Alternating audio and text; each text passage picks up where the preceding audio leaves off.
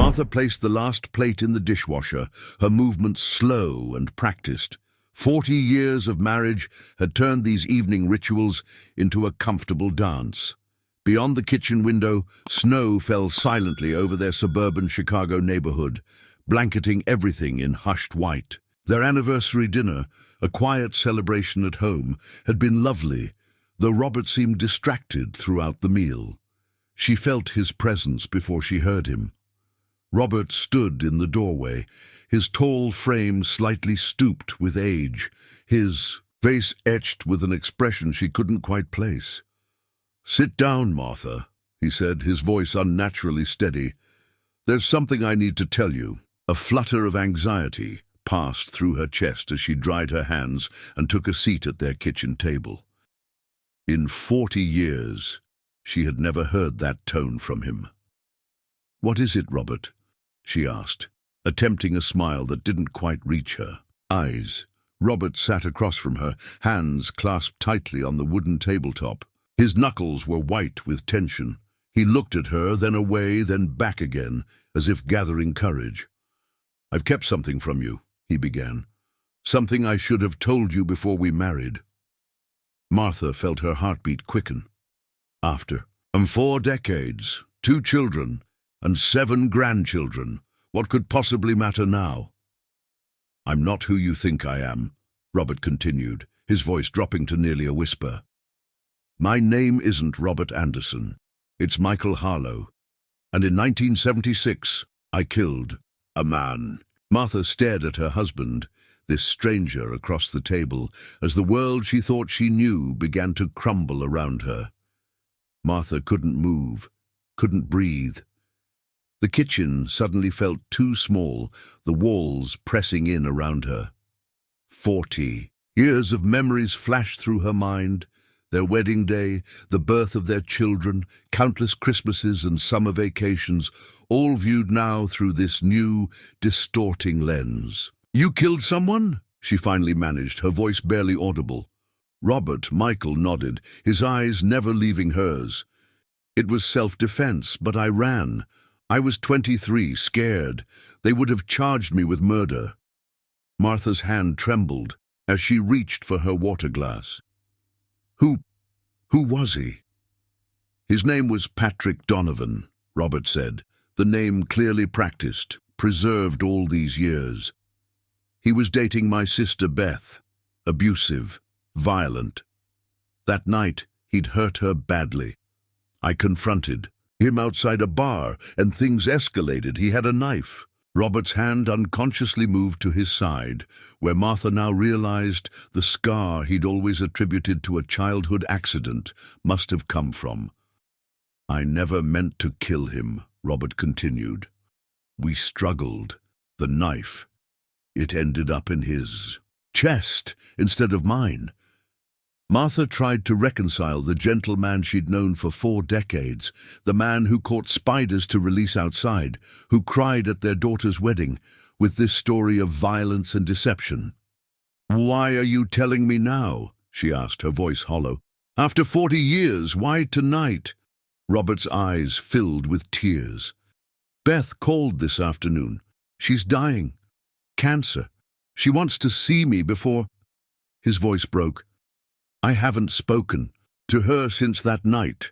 I left everything behind when I became Robert Anderson." Martha stood abruptly, needing distance. "You've lied to me every day for 40 years, she said, the reality of it crashing down upon her. "Our entire marriage is built on a lie." Robert reached for her hand, but she pulled away. "Martha, please." "I need to think," she said, backing toward the door. "I need to be alone." Outside, snow continued to fall, covering everything in pristine white that felt like a mockery of the tainted past, now exposed between them. Martha stood in their bedroom, staring at the photographs lined along the dresser.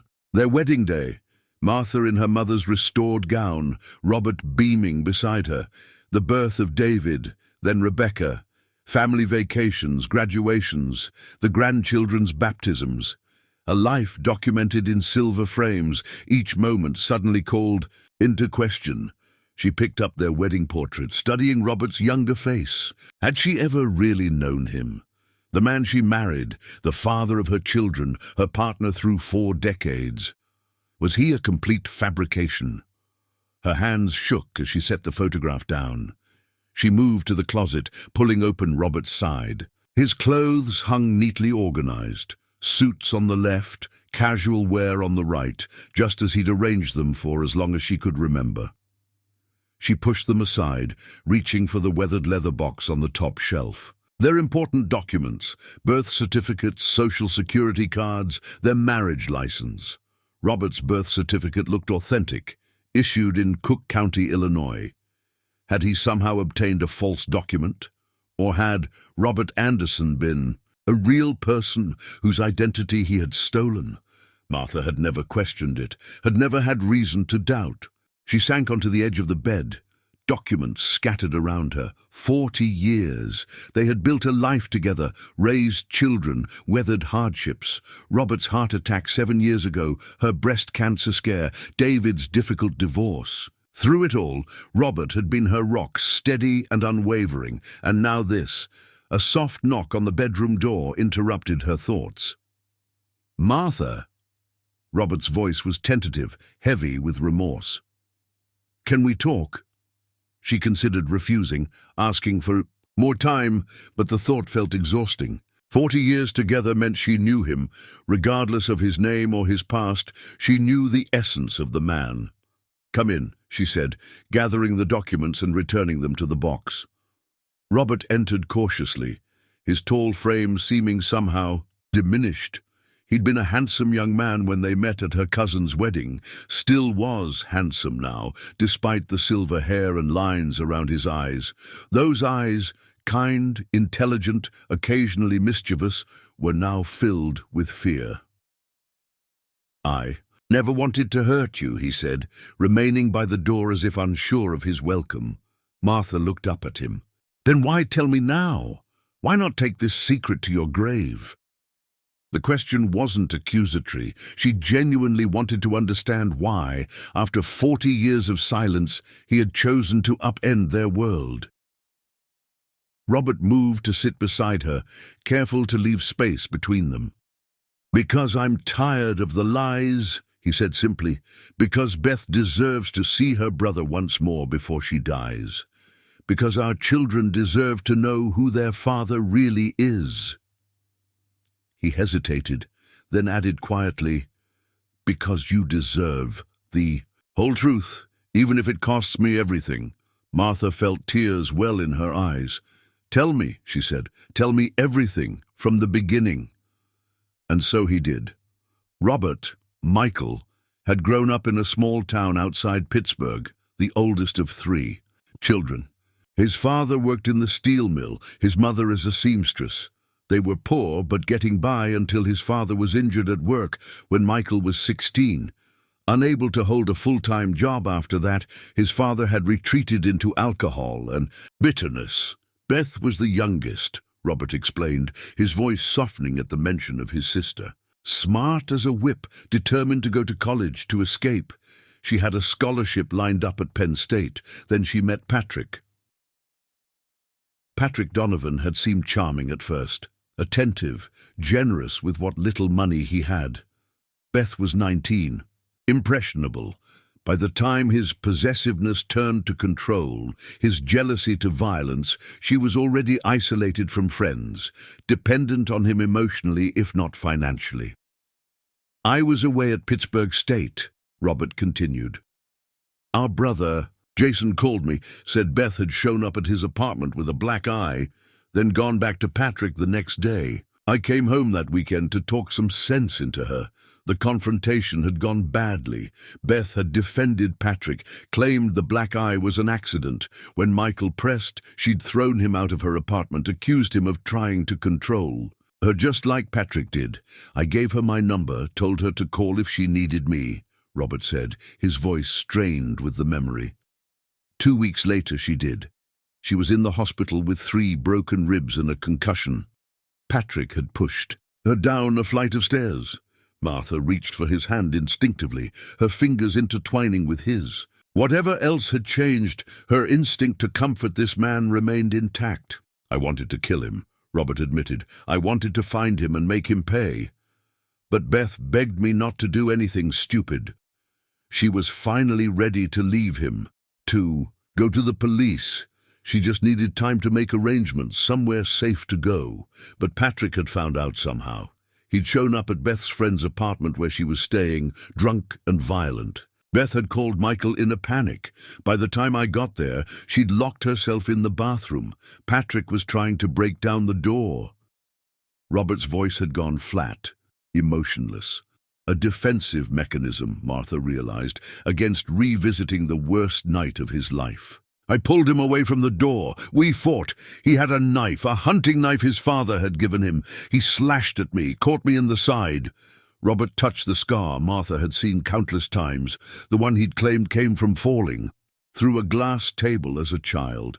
"I managed to grab his wrist. We struggled. The knife—" He swallowed hard. "The knife ended up in his chest." Martha could picture it. The struggle, the shock as the blade plunged into flesh, the horror of watching a life drain away. "He died almost instantly," Robert continued. "Beth came out of the bathroom, saw what had happened and started screaming. Neighbors had already called the police because of the noise. I could hear sirens." "So you ran," Martha said softly, understanding beginning to dawn. Robert nodded. Patrick had a record, but his father was a police detective. Everyone knew the department would protect their own. It would have been my word against a dead man's, with no witnesses except my terrified sister. He'd fled that night, taking only the cash in his wallet and his car. He'd driven west, abandoning his vehicle in Ohio and continuing by bus. By the time he reached Chicago, he was ready to become someone new. Robert Anderson was a real person, he explained. He'd died in infancy in 1953, same year I was born.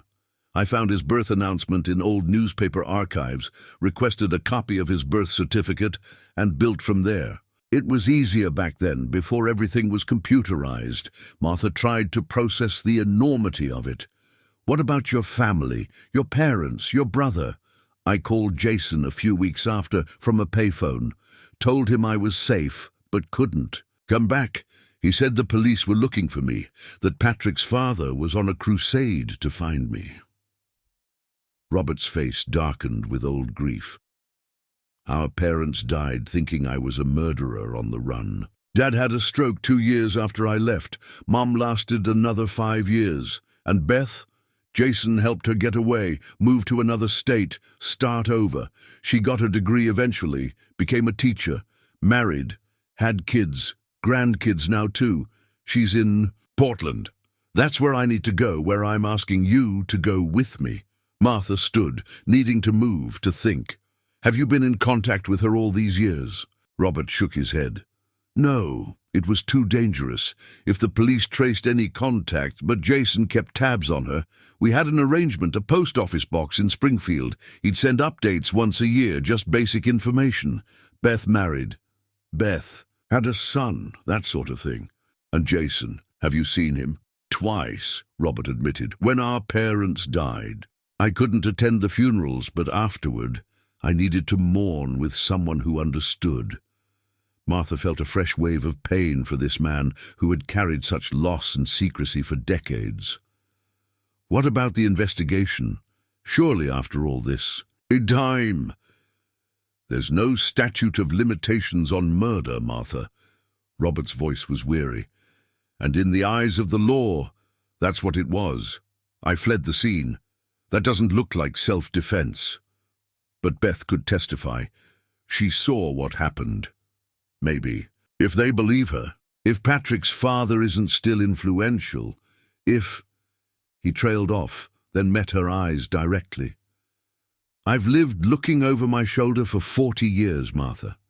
Every time a police car pulled behind us on the highway, every background check for a job, every time we applied for a loan, I was terrified this would be the moment it all fell apart." Martha thought about all the small peculiarities over the years that suddenly made sense.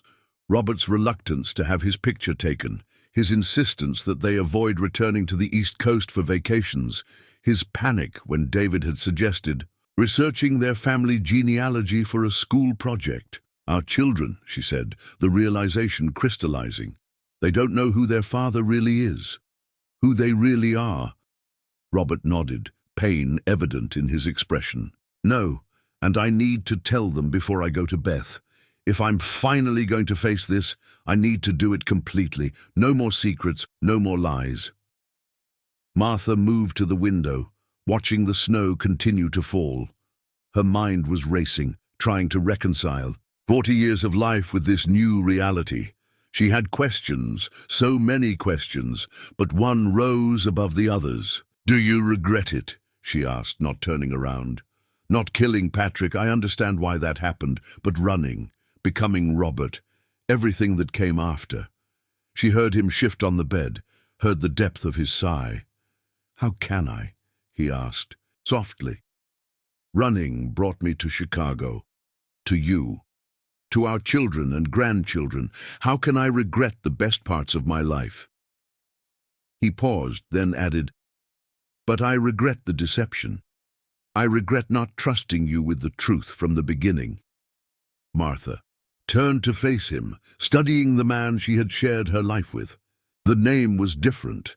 The past, not what she had believed, but the essential truth of him, his character, his values, the way he had loved her and their family. That remained unchanged. "I need time," she said finally. "This is overwhelming." Robert nodded, rising from the bed. "I understand. I'll sleep in the guest room tonight." He moved toward the door, then stopped, turning back to her. "For what it's worth, Martha, I never lied about loving you. That has always been the truest thing in my life." After he left, Martha sat alone in their bedroom, surrounded by the artifacts of their shared history. Outside, the snow had stopped, leaving the world transformed, familiar shapes made strange under their new white covering. Much like her marriage now, she thought, still there, still solid beneath, but forever altered in appearance. She had decisions to make, whether to stand by him as he finally confronted his past, whether to accompany him to Portland to meet the sister he had sacrificed everything to protect, whether their marriage could survive this seismic shift in its foundation. Martha opened her nightstand drawer, removing the small Bible she had received at confirmation as a teenager. Inside the front cover, she had written her favorite verse years ago, "The truth shall set you free." She traced the faded ink with her fingertip, wondering if freedom came at the cost of everything you thought you knew. Morning arrived with harsh clarity. Martha had slept little, her mind cycling through 40 years of memories, re-examining them through this new lens. She found Robert. She couldn't bring herself to think of him as Michael, in the kitchen, making coffee. The familiar domesticity of the scene struck her as both comforting and jarring. "I called David and Rebecca," he said, sliding a mug toward her. "Asked them to come over this afternoon. I didn't say why." Martha nodded, warming her hands around the ceramic. "Are you going to tell them everything?" "Yes." His voice was resolute, despite the fear evident in his eyes. "They deserve the complete truth. And if they can't forgive you?" The question hung between them, echoing Martha's own uncertainty. Robert's shoulders slumped slightly. "Then I'll have to accept that. But I can't visit Beth, can't finally face my past, without being honest with them first." They moved through the morning in uncomfortable silence, the weight of anticipation pressing down on them both. Martha found herself watching Robert, the precise way he folded the newspaper after reading it, how he absent-mindedly touched the scar on his side while lost in thought, the familiar crease between his eyebrows as he concentrated. Were these habits from before? Had Michael Harlow folded newspapers this way, or were these behaviors unique to Robert Anderson, the man he had become? By 3 o'clock, Martha's nerves were frayed. She'd changed outfits twice, ridiculous as that seemed. How did one dress for the day your family learns your husband has been living under a false identity for 40 years? The doorbell rang at 3:15. David arrived first, bringing a gust of cold air and his usual energetic presence. At 38, he was the spitting image of Robert, tall and lanky, with the same thoughtful brown eyes. Behind him came Rebecca, 35, more cautious as she entered, her therapist's intuition clearly sensing the tension. "What's going on?" Rebecca asked, unwinding her scarf. "You sounded serious on the phone, Dad." Robert gestured toward the living room. "Let's sit. Down. Your mother and I have something important to talk to you about." The four of them settled in the living room, Robert and Martha on the sofa, their children in the armchairs opposite. Martha watched their faces, these adults who had once been small enough to hold in her arms, who had looked to her and Robert for guidance, for truth. "Last night," Robert began, his voice steadier than Martha had expected, "I told your mother something I should have told her before we married, something I should have told all of you long ago." David and Rebecca exchanged confused glances. "My name isn't Robert Anderson," he continued. "It's Michael Harlow. I was born in Pennsylvania in 1953, and in 1976 I killed a man named Patrick Donovan and fled to avoid being arrested." The silence that followed was absolute. David's expression froze in shock while Rebecca's hand moved to cover her mouth. "Dad, what are you talking about?" David finally managed. "Is this some kind of joke?" "No." Robert's face was grave. "I wish it were." Over the next hour, Robert recounted the story he had told Martha the night before, his sister Beth, her abusive relationship with Patrick, the confrontation that had ended in Patrick's death, his desperate flight west and reinvention. As Robert Anderson, I was 23, scared, convinced I'd be charged with murder, he explained. Patrick's father was a police detective. There was no way I'd get a fair investigation. "So you just created a new identity?" Rebecca asked, her professional composure slipping to reveal her shock. "Became someone else entirely?" "Yes." Robert's voice was barely audible. "It was easier then. Different systems, nothing computerized. I found a birth certificate for a Robert Anderson who died as an infant. Built from there. And Mom," David turned to Martha, his expression a mixture of concern and accusation. "Did you know about this?" "No," she answered quickly. "Not until last night." Rebecca leaned forward, therapist instincts kicking in despite her emotional turmoil. "Why tell us now, after all this time?" "My sister Beth, your aunt, is dying," Robert explained, the words clearly painful to speak aloud. "Cancer. She's asked to see me one last time." "The aunt we never knew existed," David said, his voice hardening. "Along with the uncle, what was his name?" "Jason," Robert supplied quietly. "Right, Uncle Jason. Any other family members we should know about? Cousins? Grandparents we never met?" "David," Martha began, hearing the hurt beneath his anger. "No, Mom."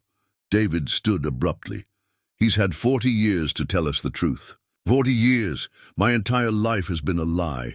My name is Anderson, even our real surname. Or are David and Rebecca Anderson fictional people too?" "You are not fictional," Robert said firmly, rising to face his son. "You are my children. Your mother is my wife. The life we built together, that's real." "But built on what?" David demanded. "Everything I thought I knew about you, about our family history. It's all fabricated. Those stories about growing up in Chicago, your parents dying when I was too young to remember them, all lies." Rebecca remained seated, tears streaming silently down her face. "I don't understand," she said finally. "How could you keep this from us? From Mom?" "I was a coward," Robert admitted, his voice breaking. "At first, I planned to establish myself, save some money, hire a lawyer, and try to clear my name. But time passed. I met your mother. We fell in love. The longer I lived as Robert Anderson, the harder it became to imagine giving up that life." He looked at Martha, his expression pained. "I convinced myself I was protecting you all. If you didn't know, you couldn't be accused of harboring a fugitive. But the truth is, I was protecting myself." Martha felt torn between her children's pain and her husband's. 40 years of marriage had attuned her to his suffering, made his anguish hers in some fundamental way that even this revelation couldn't completely sever. "What happens now?" Rebecca asked, wiping her tears. "Are you going to turn yourself in?" Robert sank back onto the sofa. "I don't know. My first priority is seeing Beth before—" He couldn't finish the sentence. "After that, I'll need to decide. And if they arrest you—" David's anger had subsided slightly, replaced by a more complex emotion. "If they charge you with murder or manslaughter, even after all this time?" "Then I'll face it," Robert said simply. "I'm tired of running, tired of looking over my shoulder, tired of living with this secret between me and the people I love most." Rebecca stood and moved to the window, her back to the family. As a therapist, she dealt with trauma and secrets daily, helped others navigate their painful truths. Now she found herself on the other side of that equation. "Were you ever going to tell us?" she asked without turning around. "If Beth wasn't dying, would we ever have known?" The question hung in the air, heavy with implication. Martha found herself holding her breath, waiting for Robert's answer. "I've asked myself that same question 1,000 times over the years," he said finally. "Each time one of you was born, each birthday, each milestone, I thought about coming, clean, giving you your real history. But I was afraid of losing you, afraid of prison, afraid of destroying the life we'd built." He paused, then admitted, "I don't know what I would have done if Beth hadn't reached out. I hope I would have found the courage eventually." David ran his hands through his hair, a gesture so like his father's that Martha felt a pang of recognition. "This is too much to process right now," he said. "I need time." "Of course," Robert nodded, understanding in his expression. "Take whatever time you need, but—" He hesitated, vulnerability evident in his voice. "I'm flying to Portland on Thursday to see Beth. I don't know how much time she has left. I hope you might consider coming with me, both of you." Rebecca turned back to face them, her professional composure back in place, though her eyes remained red-rimmed. "To meet our dying aunt we never knew existed." "Yes," Robert said, simply. "And to see the other half of your heritage. Beth has children, your cousins. You have family you've never met." The idea seemed to momentarily stun both David and Rebecca. Martha understood their shock. She herself was still grappling with the existence of these shadow relatives, these biological connections that had been hidden all these years. "I'll think about it," Rebecca said finally, her voice non-committal. David said nothing, just reached for his coat. "I need to go. I need space to think." Rebecca nodded, moving to gather her things as well. "Me too. This is—" She gestured vaguely. "A lot." Robert stood as they prepared to leave. "I know this is a shock. I know you're hurt and confused. You have every right to be angry with me, but please know that everything else, my love for you, for your mother, the values I tried to teach you, the father I've tried to be, that wasn't a lie." David paused at the door, conflict evident in his expression. After a moment he stepped forward and embraced his father briefly, the gesture both forgiveness and farewell. "I'll call you tomorrow," he said gruffly before walking out. Rebecca was more measured, kissing both her parents on the cheek. "Take care of each other," she said softly. "We'll talk soon." After they left, the house felt cavernous, empty in a way it never had before. Martha moved to the kitchen, needing the comfort of routine. She filled the kettle, set it on the stove, mechanically went through the motions of making tea. Robert followed her, hovering uncertainly in the doorway. "Are you okay?" he asked. Martha almost laughed at the absurdity of the question. "Okay? How could she possibly be okay?" Her entire world had shifted on its axis. No, she answered honestly. I'm not okay, but I'm still here. Robert nodded, understanding. The significance of those words. In 40 years of marriage, they had weathered many storms together, financial hardships, health scares, the challenges of raising children, the deaths of friends and Martha's parents. Through it all, they had remained each other's constant, each other's home. Will you come with me? He asked quietly. To Portland? Martha turned to face him, really looking at the man she had loved for 4 decades. Despite everything, despite the lies and the hidden past, she recognized him, not just physically, but essentially. The soul of him remained familiar to her. Yes, she said finally, I'll come with you. Relief washed over his features, followed quickly by gratitude and something deeper. Love, unchanged despite everything. Thank you, he whispered. Martha nodded, turning back to the kettle as it began to whistle. She wasn't ready to forgive him, not entirely. The shock was still too fresh, the betrayal too profound. But somewhere beneath the hurt and confusion, she recognized a fundamental truth. Whatever name he used, whatever past he carried, this was still the man she had chosen, the man who had chosen her day after day for 40 years. They would go to Portland together. They would meet Beth, the sister whose life had set this whole chain of events in motion. They would face whatever came next, legal consequences, family fallout, the complicated process of integrating Michael Harlow's past with Robert Anderson's present. And somehow, Martha thought as she poured hot water over tea leaves, they would find their way forward. Different now, changed by this revelation, but still connected by the bonds 4 decades had forged between them. Some truths shattered, others, even painful ones, ultimately healed. Martha could only hope this would prove to be the latter. Portland greeted them with steady rain, the grey sky mirroring Martha's mood as they collected their rental car. The drive to Beth's suburban home passed in tense silence.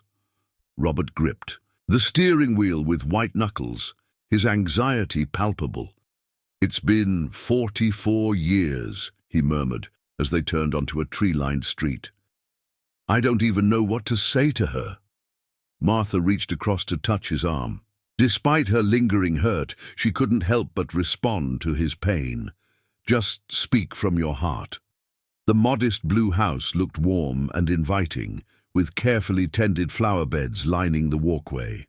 A ramp had been recently installed over the front steps, a stark reminder of why they were here. A man in his early 50s opened the door before they could knock. His resemblance to Robert was subtle but unmistakable, something in the set of his eyes, the angle of his jaw. "Uncle Michael?" he asked, his voice thick with emotion. Robert nodded, seemingly unable to speak.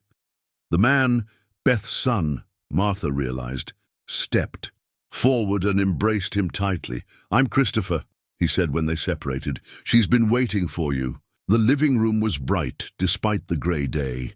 Walls painted sunshine yellow and filled with family photographs. In a hospital bed, positioned near large windows, sat a diminutive woman with silver hair.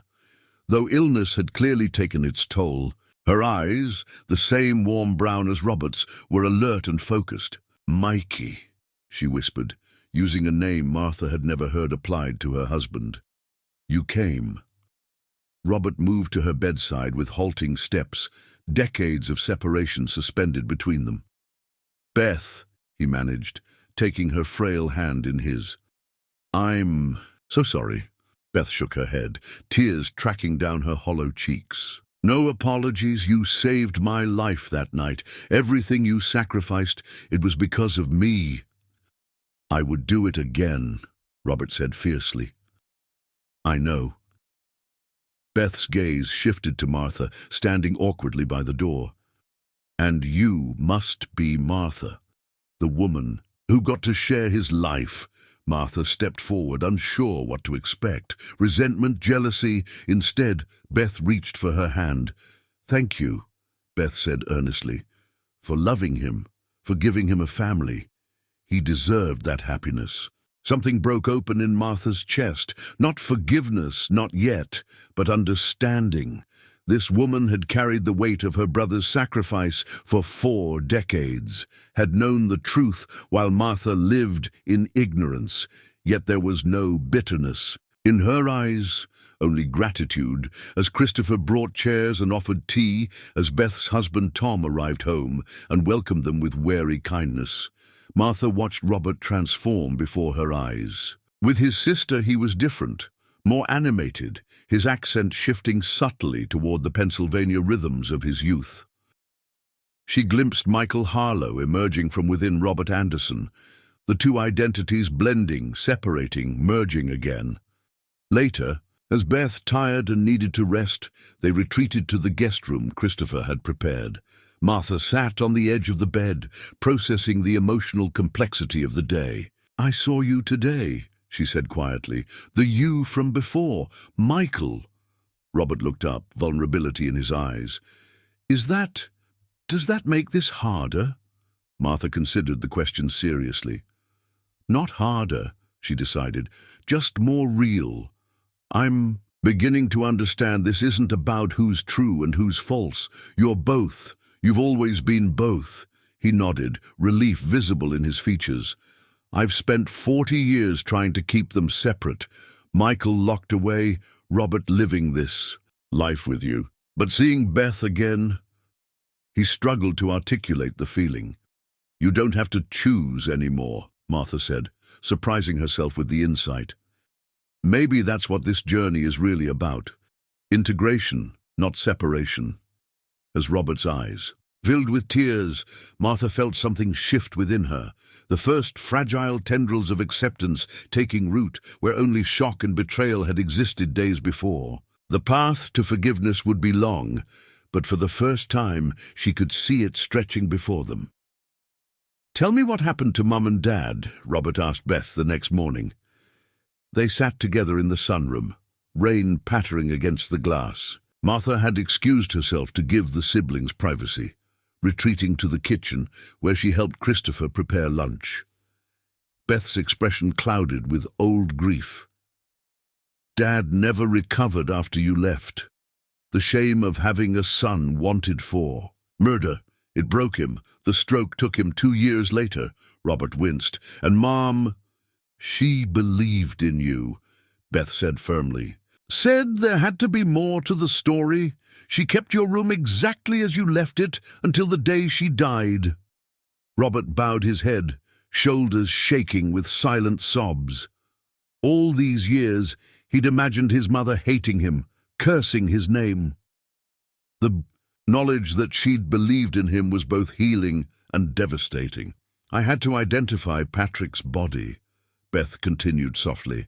"His father was there, watching me for any reaction. He suspected I knew where you'd gone.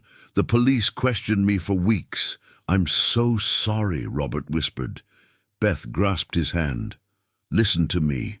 You saved my life that night. Patrick would have killed me eventually. Everyone knew it, even his father." She paused. "Detective Donovan died 3 years ago." Robert's head snapped up. "What?" "The person who would have pushed hardest for your prosecution is gone," Beth confirmed. "And Patrick's case, it's cold, Michael, decades cold. Are you suggesting I could come forward now, clear my name?" "I'm suggesting you stop running," Beth said, her voice gentle but firm.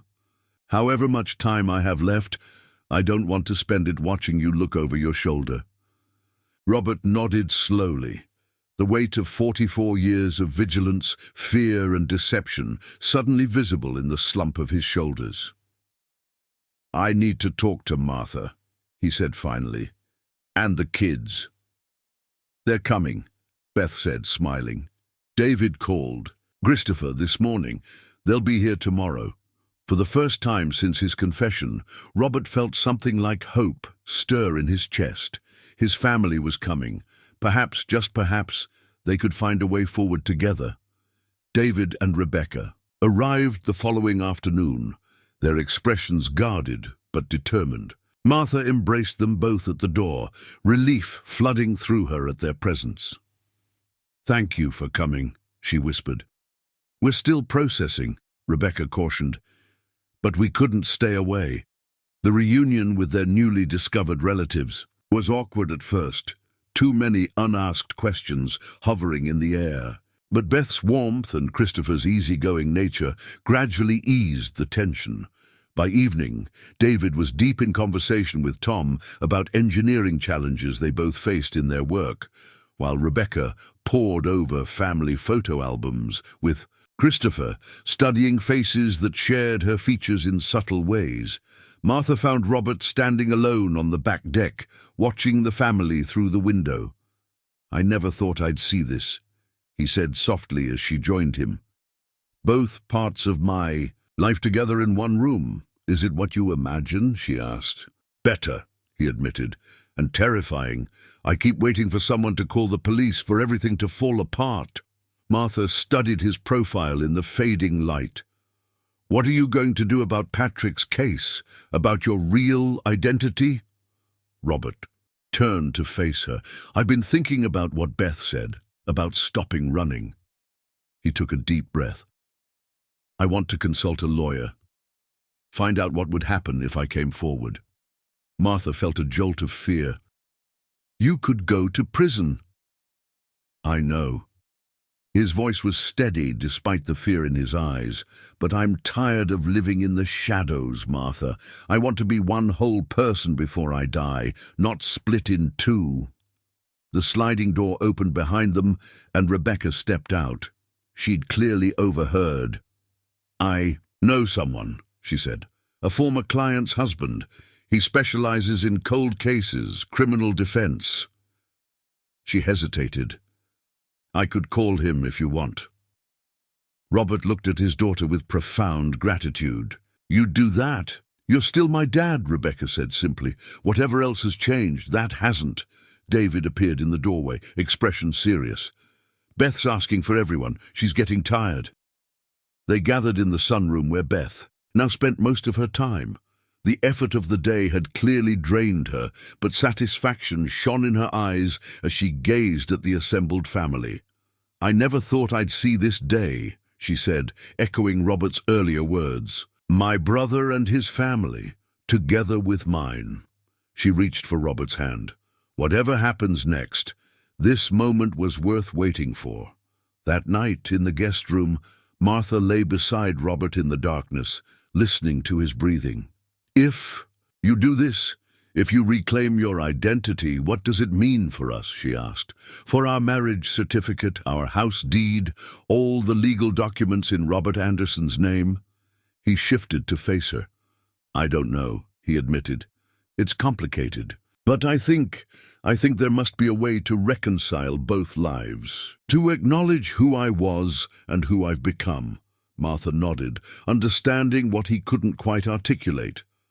The task ahead wasn't just legal, but existential. The integration of two identities, two histories, into one coherent life. "One day, at a time," she said softly, reaching for his hand in the darkness. "We'll figure it out together." And for the first time since his confession, Martha felt certain they would. 3 days passed in a strange bubble of family reconnection and looming decisions. Beth's condition remained stable, neither improving nor worsening, giving them precious time together. Martha watched as Robert bloomed in his sister's presence, decades of separation melting away as they reminisced about their childhood, filling. In the missing years, piece by piece, David and Rebecca had extended their stays, drawn into the orbit of this newfound family connection. They spent hours with Christopher and his wife Karen, discovering shared traits, comparing stories, building tentative bridges across the chasm of their father's deception.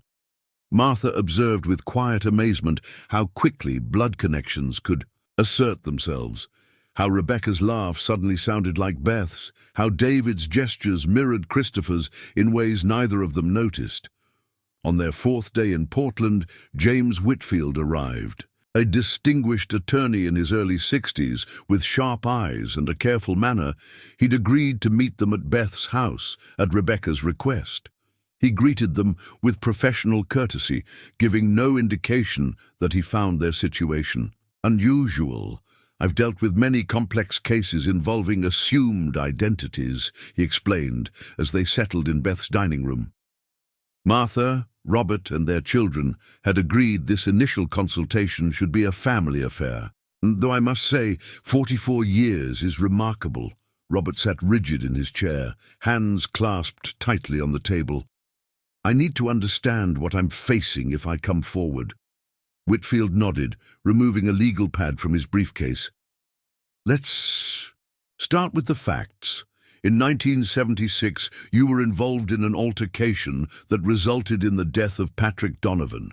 You fled the scene and subsequently assumed a new identity. Correct?" "Yes," Robert confirmed. "It was self-defense. He attacked me with a knife while I was trying to protect my sister." "Beth can corroborate this?" Whitfield asked, glancing toward the sunroom where Beth was resting. "Yes," Robert said. "She witnessed everything." "Good. That's important." Whitfield made a note. "Now, regarding the identity issue, you obtained a birth certificate belonging to a deceased infant and built your new identity from there." Robert nodded, shame evident in his expression. "Yes, Robert Anderson was born and died in 1953, same year as me. I requested his birth certificate from county records, claimed I needed it for genealogy research. And you've lived as Robert Anderson continuously since 1976? Employment, taxes, marriage, property ownership, all under this name?" "Yes," Robert confirmed. "I've never been arrested, never had any legal issues that would have flagged my fingerprints or identity." Whitfield made several more notes before looking up. "Here's where we stand legally. The statute of limitations has expired on most crimes associated with identity theft and fraud from the 1970s. However, there is no statute of limitations on homicide in Pennsylvania." Martha felt her stomach twist with anxiety. Beside her, David leaned forward, his protective instincts visibly engaged. "That said," Whitfield continued, "this case has several mitigating factors. It was self-defense. You have a witness. The victim had a history of violence, and the detective who would have most aggressively pursued the case, the victim's father, is deceased." "So what does that mean, practically speaking?" Rebecca asked, her therapist's precision evident in her question. Whitfield considered his response carefully. "It means there are multiple potential outcomes. Worst-case scenario, you return to Pennsylvania, surrender to authorities, are charged with homicide, and face trial. Best-case scenario, given the age of the case, the clear self-defense circumstances, and your sister's testimony, the district attorney might decline to prosecute." "And somewhere in between," Martha found herself asking, "they might charge you with a lesser offense, manslaughter perhaps, and offer a plea deal." Whitfield looked directly at Robert. "Your clean record as Robert Anderson would work in your favor, as would your age and health status." "What about my life as Robert?" Robert asked, the question Martha knew had been weighing on him. "Our marriage, our children's birth certificates, our house, my pension." Whitfield set down his pen. "That's more complicated. Legally, documents obtained through fraudulent identity aren't valid. However, courts often find practical solutions in cases like this, especially when innocent parties are involved." He nodded toward Martha and their children. "Your marriage could be revalidated under your legal name. Property ownership can be transferred. Social security benefits get more complicated, but there are pathways. So everything we've built," David began, concern evident in his voice, "can be preserved," Whitfield assured him. "It will require legal work, potentially court appearances, and patience with bureaucracy, but your family won't lose their home or financial stability." Robert exhaled slowly, absorbing this information. "What would you recommend as a first step?" "Contact "The Pennsylvania State Police," Whitfield said promptly. "Self-report rather than waiting to be discovered. It demonstrates responsibility and contrition. We would arrange this through proper legal channels with advance notice of surrender and bail arrangements already negotiated, if possible." Martha reached for Robert's hand beneath the table, finding it cold with tension. How much time would he potentially serve? She asked, the question that had haunted her since his confession. Whitfield's expression remained carefully neutral, impossible to predict with certainty. Given the circumstances, his age, the time elapsed, and with proper legal representation. Potentially none. More likely, a suspended sentence or short term followed by probation. He paused. "But I can't promise that. The justice system contains many variables." They talked for another hour, discussing specific steps, potential outcomes, the timeline for coming forward. Throughout, Martha watched Robert's face, seeing the fear there, but also something else, relief perhaps, at finally confronting what he'd run from for so long.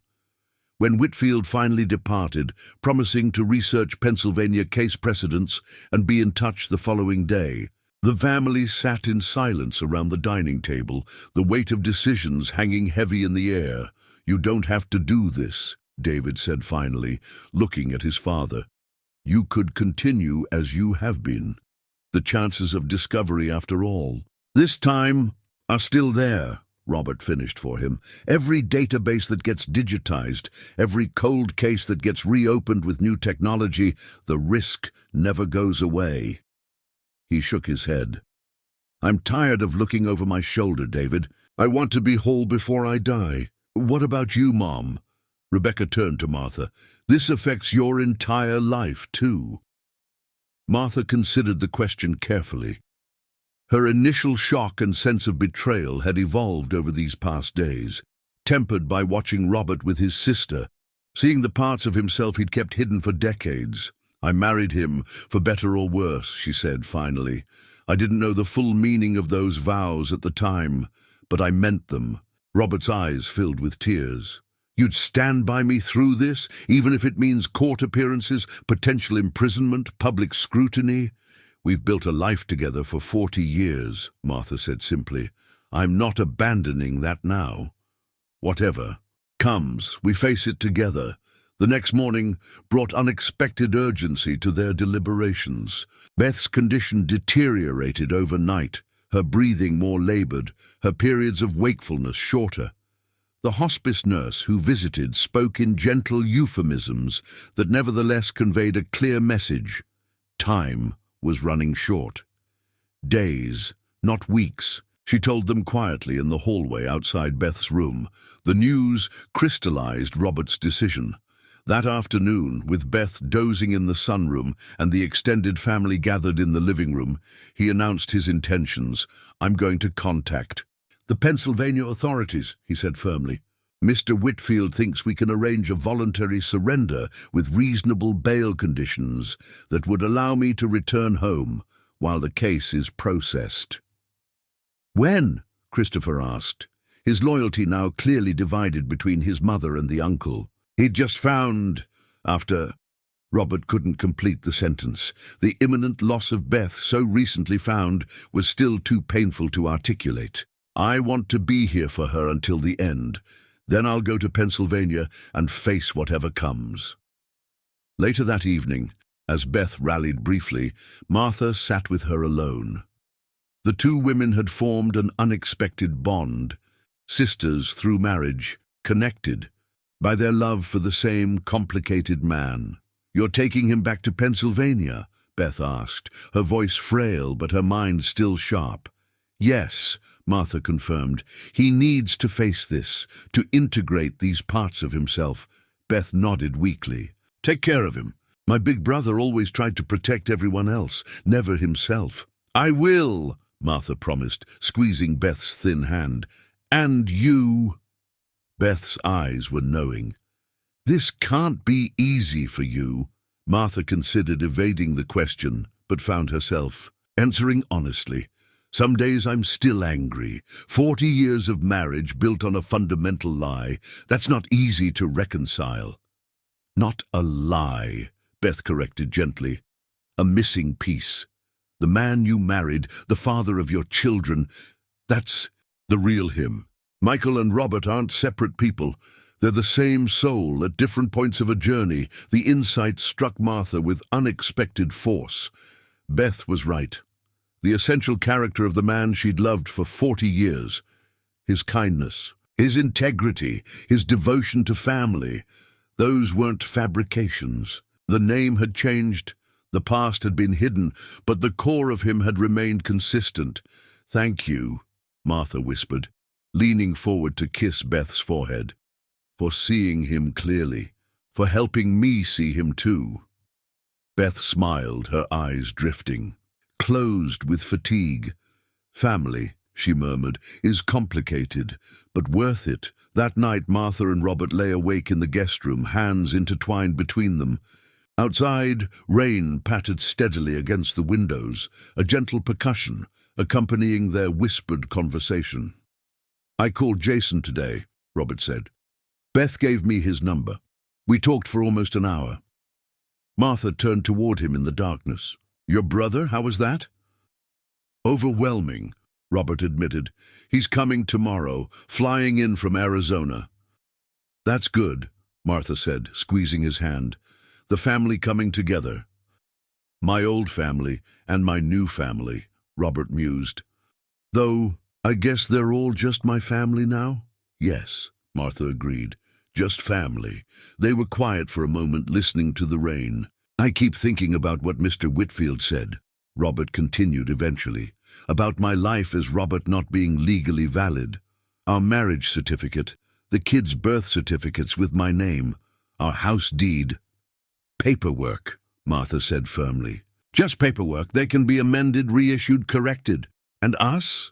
Robert asked, his voice vulnerable in the darkness. "Can we be corrected after this deception?" Martha took her time answering, wanting her words to reflect her true feelings, not just what he needed to hear. "I think," she said slowly, "that marriage is always a process of discovering who your partner really is. Most people do it gradually, year by year. I'm doing it all at once, which is jarring. But the man I'm discovering underneath, he's still the man I've loved all these years, just with more dimensions than I knew." Robert's breathing hitched, and she knew he was fighting tears. "I don't deserve you," he whispered. "Probably not," Martha agreed, a hint of her dry humor returning. "But you're stuck with me anyway." He laughed softly, the sound mingling with the rain, and for the first time since his confession, Martha felt something approaching normal between them. Not the same. It would never be exactly the same. But perhaps something deeper, more honest, more complete. Tomorrow would bring Jason's arrival, Beth's continued decline, difficult decisions about Pennsylvania and legal proceedings. But tonight, in this quiet room, Martha allowed herself to believe in the possibility of renewal, of a future where Robert Anderson and Michael Harlow could finally exist as one integrated person, her husband, known and loved in his entirety. Outside, the rain began to ease, droplets on the window catching the faint moonlight that broke through, dispersing. Clouds, like tears, Martha thought, but also like renewal, washing away the old, nourishing the new growth to come. Jason Harlow arrived early the next morning, a stockier, grayer version of Robert with the same thoughtful eyes. The brothers' reunion was subdued but powerful, decades of separation collapsing in a wordless embrace. "You look old, Mikey," Jason said, attempting humor though his voice cracked. "You should see yourself," Robert replied, the Pennsylvania accent of his youth slipping back into his speech. They spent the day at Beth's bedside, the three siblings together for the first time since 1976. Martha watched from the doorway as They reminisced, completed each other's sentences, and occasionally fell into comfortable silences that needed no words. Beth passed peacefully that night, her brothers holding her hands, her son Christopher keeping vigil at the foot of the bed. Robert wept openly, grief for his sister intertwined with mourning for the decades they'd lost. "She waited for you," Christopher told Robert afterward. "She needed to see you before she could let go." The funeral was held 3 days later, a simple service filled with Beth's friends, former students and family. Robert stood between his brother and Martha, David and Rebecca flanking them, a family united in grief but also in newfound connection. As they gathered at Beth's house afterward, James Whitfield called with news.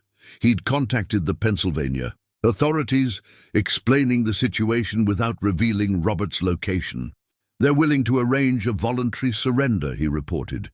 "Given the circumstances and the age of the case, they're open to reasonable bail conditions." "When?" Robert asked, voice steady despite his reddened eyes. 3 days from now," Whitfield replied. "I've scheduled a preliminary hearing for the following morning." That evening, as the extended family shared a meal around Beth's dining table, Robert stood to address them. "Martha and I will be leaving for Pennsylvania the day after tomorrow," he announced. "I'm going to face what I've been running from all these years." "We're coming too," David said, surprising everyone. "Rebecca and I talked. You shouldn't face this alone." Robert's composure nearly broke. "You don't have to. We're family," Rebecca interrupted firmly. "All of us together." From across the table, Jason raised his glass. "To Michael Harlow," he said, "finally coming home." Christopher lifted his glass as well. "And to Robert Anderson," he added, "the man my mother was proud to call brother." Martha reached for her husband's hand as he struggled to respond, the dual acknowledgement of his divided life striking a profound chord. "To integration," she said softly, for his ears alone. "To becoming whole." As they packed the following day, preparing to face whatever awaited in Pennsylvania, Martha found herself filled with unexpected calm. The future remained uncertain. Legal proceedings, potential imprisonment, the complications of reclaiming an abandoned identity. Yet she felt strangely hopeful. Whatever came next, they would face it together, not as strangers caught in deception, but as partners who had finally uncovered the complete truth of their shared life. The Pennsylvania courthouse stood imposing against the gray January sky, its stone facade weathered by decades of harsh winters. Martha gripped Robert's hand as they climbed the steps, David and Rebecca following close behind. Jason waited at the entrance, having arrived the previous day to make arrangements at their childhood home. "Ready?" Martha asked softly. Robert nodded, his expression a mixture of fear and resolve. "As I'll ever be." Inside, James Whitfield greeted them with professional calm, guiding them through security and into a conference room where a somber-faced district attorney and 2 detectives waited. Martha watched as Robert straightened his shoulders, preparing to reclaim the identity he had abandoned 44 years earlier. "My name is Michael Joseph Harlow," he began, his voice steady despite the tremor in his hands. "On April 17, 1976, I was involved in the death of Patrick Donovan. What followed was a 3-hour statement. Robert's detailed account of that night, the flight that followed, his decades living as Robert Anderson. The detectives asked pointed questions, but remained respectful, one of them visibly moved by the story of a brother protecting his sister, a young man making a desperate choice that shaped the rest of his life. When it was over, the district attorney cleared his throat. "Given the circumstances, the age of the case, and Ms. Harlow's corroborating statement that we've now reviewed, we're inclined to charge voluntary manslaughter rather than murder." "And bail?" Whitfield inquired. "We won't oppose it," the DA confirmed. "Mr. Harlow has demonstrated he's not a flight risk by coming forward voluntarily." Later, as they exited the courthouse, Robert temporarily released on bail with orders not to leave the state. Martha felt a strange sense of anticlimax. After decades of fear, of looking over his shoulder, the first step toward resolution had been almost ordinary. "What now?" David asked as they stood on the courthouse steps. "Now we wait," Robert replied. "Pre-trial hearings, motions, negotiations." He turned to Martha. "And we start the process of legally reconciling Michael Harlow with Robert Anderson." That evening, they visited the modest home where Robert had grown up, now owned by a cousin who had maintained it after Jason moved west. In the small backyard, Robert stopped before an ancient oak tree, reaching out to touch its bark with reverent fingers. "I carved our initials here," he said quietly. "Mine, Beth's, and Jason's, the summer before I left for college." Martha watched as he found the faded markings, MH, BH, JH, weathered by decades of seasons but still visible. Tears filled his eyes as he traced them. "I never thought I'd see this again," he whispered. Rebecca stepped forward, placing her hand next to his. "On the rough bark." "You're home, Dad," she said simply. The legal proceedings stretched over 6 months. Depositions, hearings, negotiations between Whitfield and the district attorney's office. Throughout, the family remained in Pennsylvania, renting a small house near the courthouse. Martha took leave from her job. David and Rebecca commuted back and forth as needed, all of them united in supporting Robert through this final reckoning. In July, the resolution finally came. In recognition of the unique circumstances, the self-defense elements, and Robert's voluntary surrender, the district attorney offered a plea deal: guilty to involuntary manslaughter, sentenced to 5 years probation, no prison time. "It's more than we hoped for," Whitfield told them as they gathered in his office. "And my identity?" Robert asked. "My legal status going forward?" "The court recognizes that Michael Joseph Harlow and Robert James Anderson are the same person," Whitfield explained. "Your marriage certificate, property deeds, and other legal documents will be amended to reflect this. You'll need to use your legal name, Michael Harlow, going forward, but there's a court order acknowledging the continuity of your identity." That evening, the family celebrated quietly at their rental house. The weight of uncertainty finally lifted. As they raised glasses of champagne, Martha studied her husband's face, the relief evident in the easing of lines that had been present since his confession. "To Michael Robert Harlow Anderson," Jason proposed, grinning at his brother. "The man of many names, but just one heart." "To family," David added. "Complicated, messy, but ours." Later, as they stood alone on the porch, watching fireflies illuminate the summer darkness, Martha leaned against her husband's shoulder. "What do I call you now?" she asked softly.